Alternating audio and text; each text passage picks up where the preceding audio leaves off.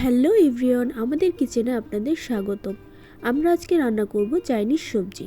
তো আমি আগে থেকে গাজর, পেঁপে আর বরবটি কেটে নিয়েছিলাম। এগুলো এখন আমরা চুলাতে সিদ্ধ বসিয়ে দিয়েছি। সিদ্ধ বসিয়ে দেওয়ার 5 মিনিট পর এসে ভালো করে নেড়েচেড়ে এগুলো দেখলাম সিদ্ধ হয়ে গিয়েছে। তারপর এগুলো আমরা অফ ক্যামেরায় নামিয়ে নিয়েছি। সবজির পানিগুলো আপনারা ফেলবেন না, অবশ্যই রেখে দিবেন, এগুলো আমরা পরে কাজে লাগাবো। তো এখানে আমি ওই পাত্রটাই এখানে দিয়ে ভালো করে তেলটা গরম করে নিলাম। নিয়ে 1 চামচের মতো রসুন বাটা দিয়েছি আর 1 চামচের মতো আদা বাটা দিয়ে ভালো করে নেড়ে নিব। নেড়ে নেওয়ার পর এখানে আমি সামান্য পরিমাণ সয়া সস দিব, প্রয়োজন মতো দিয়ে আগে থেকে কুচি করে রাখা কাঁচামরিচ দিয়ে দিব। কাঁচামরিচগুলো দেওয়ার পর আমরা যে বললাম আগে থেকে সবজিগুলো যে সিদ্ধ করে নিয়েছিলাম ওগুলো এখানে দিয়ে ভালো করে নেড়েচেড়ে এর মধ্যে সামান্য পরিমাণ লবণ দিয়ে দিব।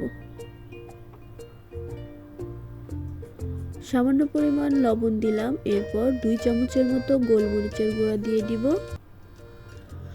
গোলমরিচের গুঁড়ো দেওয়ার পর এর মধ্যে আগে থেকে কেটে রাখা পেঁয়াজের কুচি দিয়ে দিব। আমরা যেভাবে পেঁয়াজ কেটেছি আপনারা ঠিক ওইভাবেই কাটবেন, কারণ এভাবে দিলে দেখতে যেরকম সুন্দর লাগবে খেতেও ওরকম মজা লাগবে।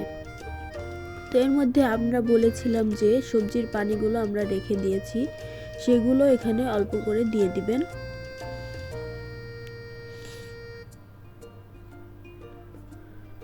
দেওয়ার পর এগুলো আমরা ঢেকে দিব।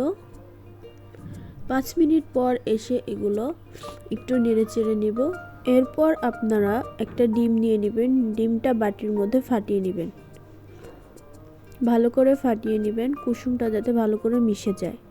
এরপর সবজিগুলোর উপরে আপনারা অল্প অল্প করে ডিমগুলো দিবেন। যদি একবারে দেন তাহলে কিন্তু ডিমগুলো মিশবে না সবজির সাথে। অল্প অল্প করে দিলে ডিমগুলো সবজির সাথে সুন্দরভাবে মিশবে এবং দেখতেও সুন্দর লাগবে। তো আমি অল্প অল্প করে দিচ্ছি আর সবজির সাথে ভালো করে মিশিয়ে নিচ্ছি। আপনারা সাথে সাথে নাড়াচাড়া দিবেন, না হলে কিন্তু এগুলো সবজির সাথে মিশবে না। এগুলো দিয়ে ভালো করে সবজির সাথে দিয়ে আমি 2 মিনিটের মতো রেখে দিব।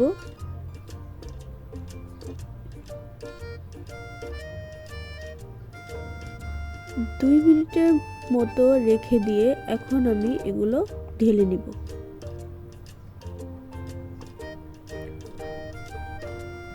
আমাদের সবজিটা কিন্তু রেডি। আপনারা যারা আমাদের চ্যানেলটি সাবস্ক্রাইব করেন নাই অবশ্যই সাবস্ক্রাইব করবেন, লাইক করবেন, কমেন্ট করবেন এবং নতুন নতুন ভিডিও পেতে বেল আইকনটি ক্লিক করে রাখবেন।